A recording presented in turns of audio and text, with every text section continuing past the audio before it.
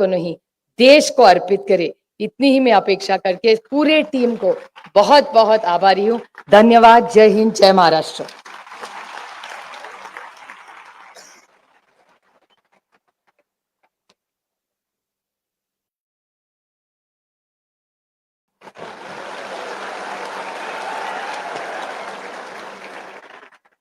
आदरणीय पवार साहेब, आज आवर्जून बारामतीला या उद्घाटनाच्या करता आपल्या Sharadchandra Pawar centre of excellence in artificial intelligence या उद्घाटनाच्या करता आलेले सन्माननीय उद्योगपती गौतमजी अडानी, सौभाग्यवती प्रीतीजी अडानी, दोन्ही खासदार सुप्रिया सुळे, सुनेत्रा पवार, आमदार रोहित पवार, विजयराव शिर्के, दीपक छाबरिया, प्रतापराव पवार, राजेंद्र पवार, सचिन सातव, नवीन नगराध्यक्ष झालेले सचिन सातव, सर्व ट्रस्टचे मान्यवर, अशोक प्रभुणे, निलिमा गुजर, सर्वच मान्यवर, मी सगळ्यांची नाव घेऊन आपला वेळ घेत नाही. तसंच या कार्यक्रमाला उपस्थित असणारे सर्व बारामतीकर, माझ्या वेगवेगळ्या भागातून आलेले सगळे माझे बंधू भगिनी, आमच्या विद्यार्थी विद्यार्थिनी, पत्रकार मित्र, विविध क्षेत्रातील मान्यवर आणि माझ्या तरुण मित्रांनो, आज आपल्या बारामतीच्या दृष्टिकोनातनं आजचा दिवस अतिशय महत्वाचा आहे. मला आठवतंय की सुरुवातीला पवार साहेबांनी 67 साली ज्यावेळेस बारामतीचं प्रतिनिधित्व करायला संधी बारामतीकरांनी दिली, त्यावेळेस पाण्याच्या बद्दल, पाझर तलाव, कसं शेतीला पाणी मिळेल ह्याबद्दलचा प्रयत्न सुरू झाला. आणि त्याच्यानंतर 72च्या दुष्काळात कृषी विकास प्रतिष्ठान, विद्या प्रतिष्ठान ह्या संस्था शिक्षणाच्या करता आणि कृषी क्षेत्राच्या करता काढल्या.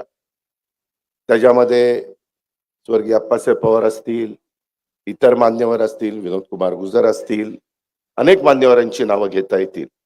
आणि सगळ्यांनी त्यांच्या परीनं जेवढं काही पवार साहेबांचं विजन होतं त्याच्यामध्ये मनापासून साथ देण्याचा प्रयत्न केला. मला आठवतंय त्याच्यानंतरचा काळ की पहिल्यांदा अगदी सुरुवातीचा काळ असा होता, जो लिहिता वाचता येईल तो साक्षर आणि ज्याला येणार नाही तो निरक्षर. त्याच्यानंतरचा काळ असा आला की ज्याला संगणक चालवता येईल तो साधारण साक्षर धरला जायचा आणि त्याच्यानंतर त्याला इतरांना निरक्षर समजलं जायचं. मित्रांनो, येणारा काळ असा आहे की काही वर्षांनी जो एआयचं शिक्षण घेईल तो साक्षर ठरला जाईल आणि बाकीचे निरक्षर ठरले जातील, असं साधारण समजलं जाईल. तसं होणार आहे अशातला भाग नाही. पण त्यातला एक कळीचा मुद्दा मी आपल्याला सगळ्यांना सांगितला. आज गौतमभाई नेहमीच आपल्या बारामतीमध्ये येतात, अनेकदा दिवाळीला साहेबांना शुभेच्छा देण्याच्या करता येतात, आमच्या प्रीतीभावी पण येतात. मी तमाम बारामतीकरांच्या वतीनं, सर्व आमच्या सहकाऱ्यांच्या वतीनं आज गौतम अडानी साहेबांचं आणि प्रीतीताई अडानींचं मनापासून स्वागत करतो, मनापासून आल्याबद्दल धन्यवाद देतो. मित्रांनो, सुप्रियानी काही गोष्टी सांगितल्या. मी आपल्या सगळ्यांना सांगेन की प्रत्येकाच्या आयुष्यामध्ये सुरुवात होते. लोक मोठं झाल्यानंतर बरेच जण काही ना काही बोलायला लागतात, काही टीका टिप्पणी करतात, सगळे गोष्टी आरोप होत असतात, ते सहन करावे लागतात. परंतु आपलं स्वतःचं जे विजन आहे ते विजन डोळ्यासमोर ठेवून पुढे वाटचाल करायची असते.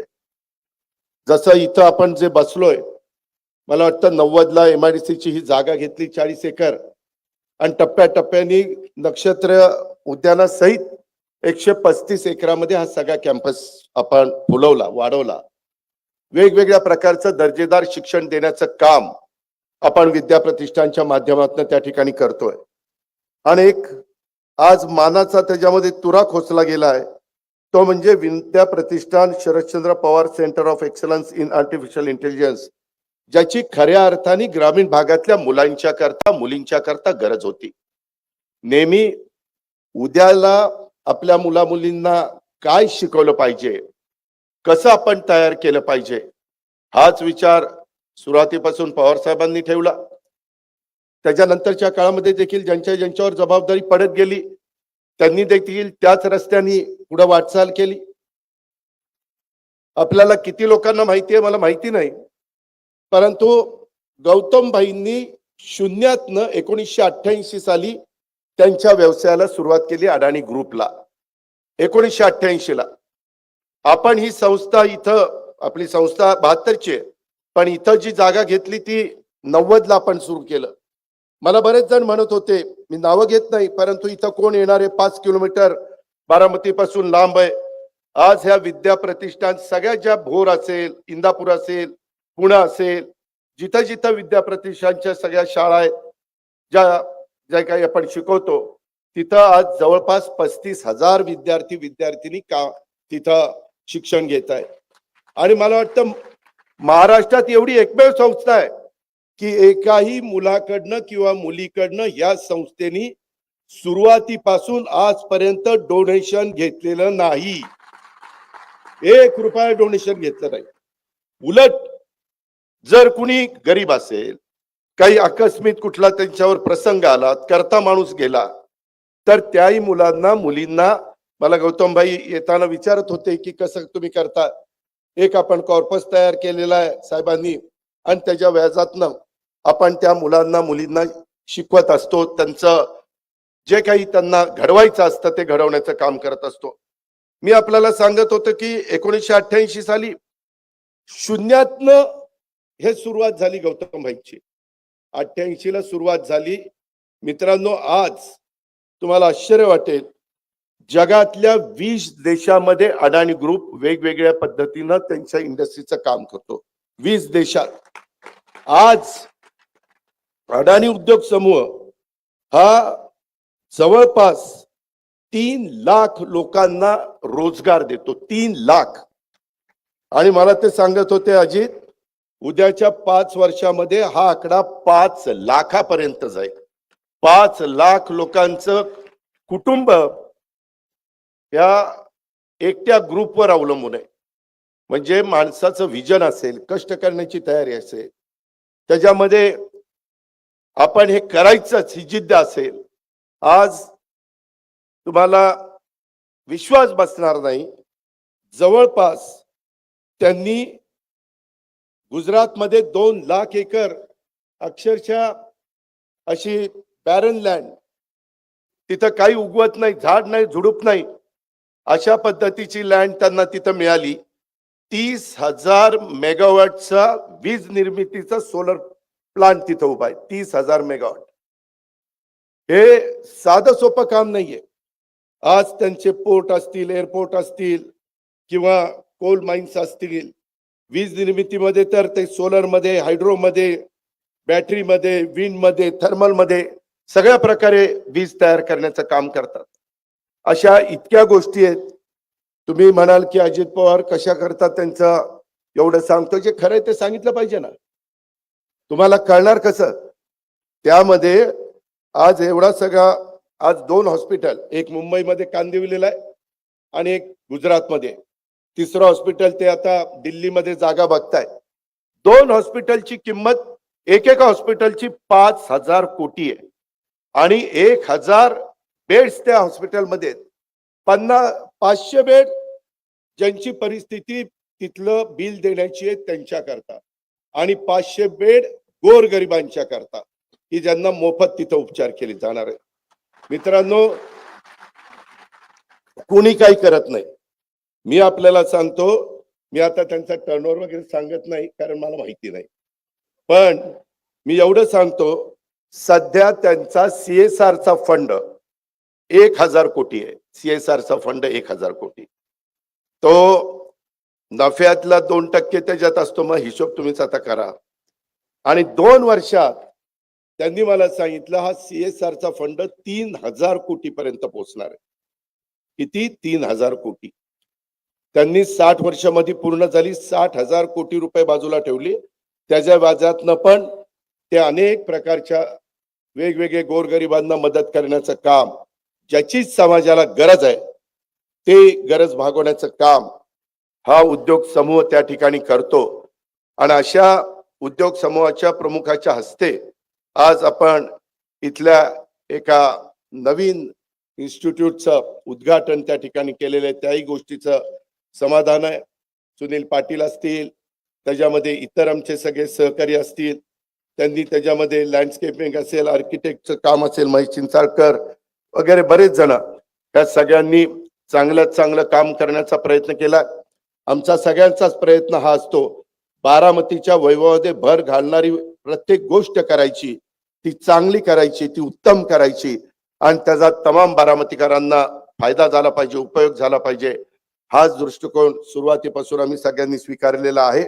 आणि हे स्वीकारलेलं असताना ही काळाची गरज ओळखून नव्या युगातली जी काही आव्हानं आहेत ती त्याच्यावर मात करण्याच्या करता सध्या परिस्थितीमध्ये आधुनिक दर्जाचं तंत्रज्ञान विकसित करण्याकरता अनेक देशातल्या, महाराष्ट्रातल्या संस्था, विद्यापीठ, कॉर्पोरेट क्षेत्रात पावलं उचलली जातात.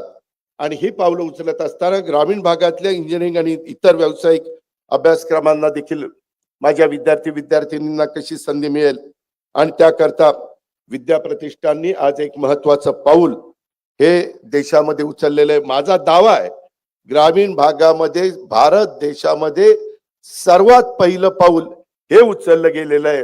ही पण इतिहासामध्ये नोंद झाल्याशिवाय राहणार नाही. आणि याचा मला पण मनस्वी आनंद आहे आणि अभिमान पण आहे, आपल्या बारामतीकरांना देखील आहे. हे पण आपल्या सगळ्यांना मी आवर्जून सांगेन. आज आपलं मेडिकल कॉलेज असेल, आयुर्वेदिक कॉलेज असेल, TC कॉलेज असेल, माळेगावचं शैक्षणिक संकुल असेल, आपलं शारदानगर असेल, विद्या प्रतिष्ठान असेल, अशा अनेक ठिकाणी सगळी 1 लाखाच्या पेक्षा जास्त मुलं मुली शिक्षण घेत आहेत. आणि आपल्याकडे असणाऱ्या सुविधांच्या मुळे आज तुमची माझी बारामती देशाच्या कानाकोपऱ्यातून आणि परदेशातून पण विद्यार्थी येत आहेत शिक्षणाच्या करता. आणि त्याच्यामुळे पुण्याच्या नंतर ग्रामीण भागामध्ये बारामती हे शिक्षणाचं माहेरघर, पुणे हे साहजिकच आहे, त्याबद्दल दुमत नाही. पण त्याच्यानंतर ग्रामीण भागाचा विचार करायचं म्हटलं तर बारामती हे शैक्षणिक हब हे होऊ पाहत आहे. आणि त्याच्यातून आता परवाच आम्ही नर्सिंग कॉलेज बारामतीला अतिशय चांगलं मंजूर केलेलं आहे. आणि त्या नर्सिंग कॉलेज, आपलं मेडिकल कॉलेज आहे, तिथंच ती इमारत परवाच मी प्लॅन मंजूर करून घेतलेला आहे. ते काम लवकरच सुरू होईल. आणि त्याच्यानंतर ते नर्सिंग कॉलेज आणि आपलं मेडिकल कॉलेज त्याच्या जवळ आपण कॅन्सर हॉस्पिटल अतिशय चांगल्या प्रकारचं तिथं एक उभं करणार आहे. आणि त्याच्यातनं वेटरनरी महाविद्यालय त्याला पण मान्यता मिळालेली आहे, त्याला पण फंड्स टाकलेले. जे काही तुम्ही आम्हाला सगळे साथ देता, तुम्ही सगळे आशीर्वाद देता, भरभक्कम पाठिंबा देता, कुठेतरी काहीतरी चिमटा हळूच काढता, ते पण आहे. यावेळेस काढले ना 2-5 चिमटे काढले मला, पण ठीक आहे, मी समजून घेतलं, तुम्ही समजून घ्या. त्याच्यामध्ये माझी एवढीच त्याच्यामध्ये विनंती आहे की आपण ह्या सगळ्या क्षेत्रामध्ये बारामतीचा नावलौकिक वाढवण्याचं काम करू. कुठेही बारामतीला कमीपणा येणार नाही, त्या पद्धतीचंच प्रत्येकाचं वागणं, चालणं, बोलणं हे कसं राहील याबद्दलचा पण प्रयत्न आपण त्या ठिकाणी करत राहू. खूप गोष्टी बोलण्यासारख्या आहेत, परंतु आपल्याला सगळ्यांना गौतम भाईंचे विचार ऐकायचे, त्याची जाणीव मला आहे. आणि त्याच्यामुळं मी पुन्हा एकदा गौतम भाईंचं आणि प्रीतीताईंचं मनापासून ह्या कार्यक्रमाला आल्याबद्दल स्वागत करतो. ह्या एकंदरीत संस्थेच्या आत्ताच्या या निर्मितीमध्ये विशेषतः आपल्या विद्या प्रतिष्ठानच्या Sharadchandra Pawar centre of excellence in artificial intelligence मध्ये ज्यांनी योगदान दिलं त्यांचं आपण कौतुक केलंच आहे. पण त्या सगळ्यांचं मी मनापासून अभिनंदन करतो. तुमचा सगळ्यांचा हातभार लागला म्हणूनच हे सगळं उभं राहिलं. हे एकट्या दुकट्याचं काम नाही, हे आपली सगळ्यांची जबाबदारी आहे. त्या जबाबदारीचं भान ठेवून आपण सगळ्यांनी काम केलं, त्याबद्दल आपल्या सगळ्यांचे आभार मानतो. अनेक विद्यार्थी आलेत, अनेक माझे मान्यवर आलेत, त्यांचंही मी मनापासून स्वागत करतो, त्यांनाही मनापासून धन्यवाद देतो आणि या ठिकाणी थांबतो. जय हिंद, जय महाराष्ट्र. धन्यवाद दादा, मनापासून धन्यवाद. विद्या प्रतिष्ठान या संस्थेच्या उभारणीपासून ते आतापर्यंत ज्या पद्धतीने या संस्थेनं प्रगती केली त्या पद्धतीनं आपण सांगितलेलं आहे. मनापासून